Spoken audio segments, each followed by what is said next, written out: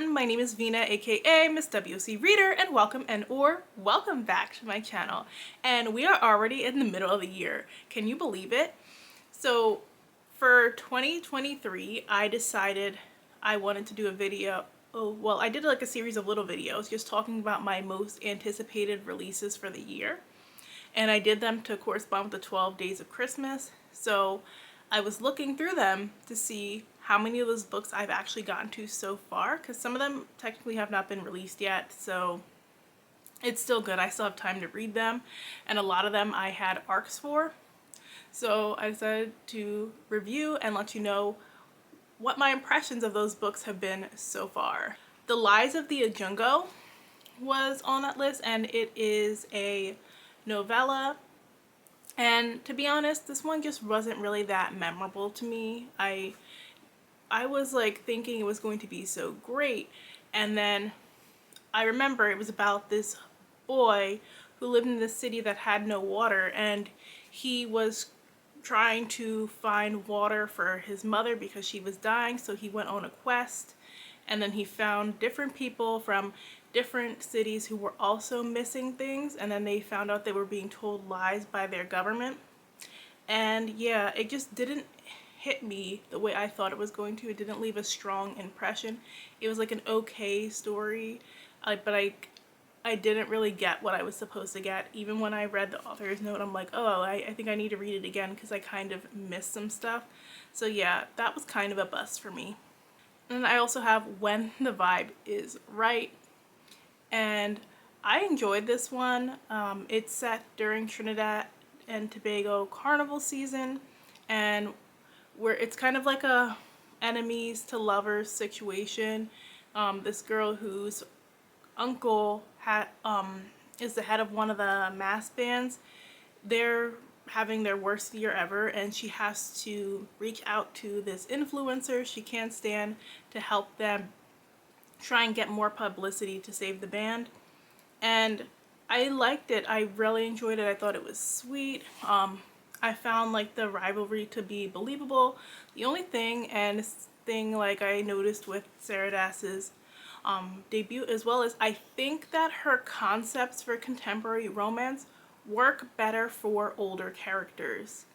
Like, it's very hard to do what she's doing in the high school setting just because she's having them work these jobs that would normally be worked by people in their 20s.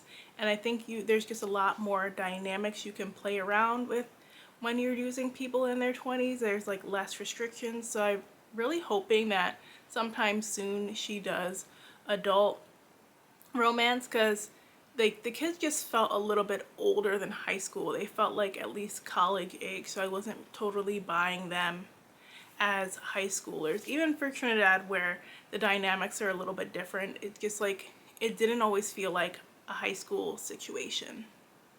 Black Candle Woman. So this one was a very hype book. It is supposed to be getting adapted into a series, and this one had, it's kind of a mixed bag for me. There were a lot of elements that I did like and a lot of elements that frustrated me. I think that this is actually going to make a great series, and I continuously said that's going to make a great series, and people are like, oh, I didn't like it. I didn't love it, but I didn't hate it either. I think that certain characters in the story needed to be more fleshed out, and that's why I said it felt like the basis for a series, because we're juggling these different generations of women in this story, and they're all going through their own drama. Some of them get more attention than others, and some of the drama happens off page and then it's kind of discussed on page, and there was a little bit of a time jump through the book. So I think when they actually do the series, they'll be able to go more in depth and make some of the characters a little bit more likable. But I did like some of the stuff with the family. I just wanted to get more into like the curse because it was a little bit vague. And I think if you're going in expecting a magical type of scenario here, this is not a magic book. It is very much straightforward. You're not sure if like they're like the voodoo they're doing is like real or not. Sing Me to Sleep. So this one was 5-star, hands down. Yabi Burton did her thing with this one. I actually did not expect it to like it as much as I did, because I think somebody else in a group I was in read it and they just said it was just okay. But like, it had me gripped from chapter 1. The writing was great. It was just very fast paced. It was everything you kind of want in a YA fantasy. It felt original enough. I thought the magic system was like well laid out without being too overly detailed or info dumpy. And I thought the chemistry of the cast just worked really great together. I like that we have somewhat of a morally gray main character. So overall, great experience. Spite House. So this is a Gothic haunted house story, and I really enjoyed this Spite House. Like, it was multiple different POVs, and sometimes like the side POVs didn't necessarily suck me in, but they were all relevant to telling the story. I think the vibes were exactly what they needed to be for this type of story. I was intrigued. I didn't guess the twist at first. Like, the writing style was just really good. It just kept me wanting to read. And let's see, I'm looking forward to more from this author. When It All Syncs Up. So this one was a disappointment. When It All Syncs Up was just like standard YA contemporary, and I felt like it didn't give what it needed to give. Like, yes, we touched on all these different issues, but at the bare minimum surface level, I feel like the nuance was lacking. Because we're in the world of ballet. Our main character is a black ballerina. She moves from basically one mostly white environment to another mostly white environment, just at a more diverse school, and still encounters the same problems.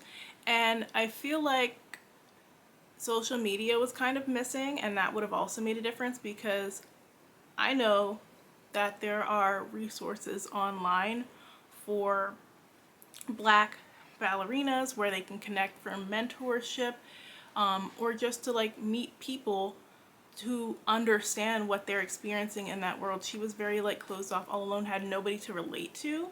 And yes, I understand that part of the ballet experience is going to be that, but that's why they have these online resources now to help people. I think in this day and age of social media, that's just something that can't be ignored. And like, she was like, oh, I didn't know they had all these dancers in Canada. And I feel like there's a lot more awareness now about different black ballerinas, because again, we have social media right at our fingertips. We have people posting. We have like we really only talked about like the big like 2 or 3 black ballerinas, but there are just so many that are kind of somewhat in the spotlight because of being online, that I feel like we could have dipped into that a little bit more. I feel like she went to ended up moving to the more diverse school, but then we still had a problem where she didn't associate with any other black people. Like, her only friends in this book were non-black, and then one of them she was feuding with.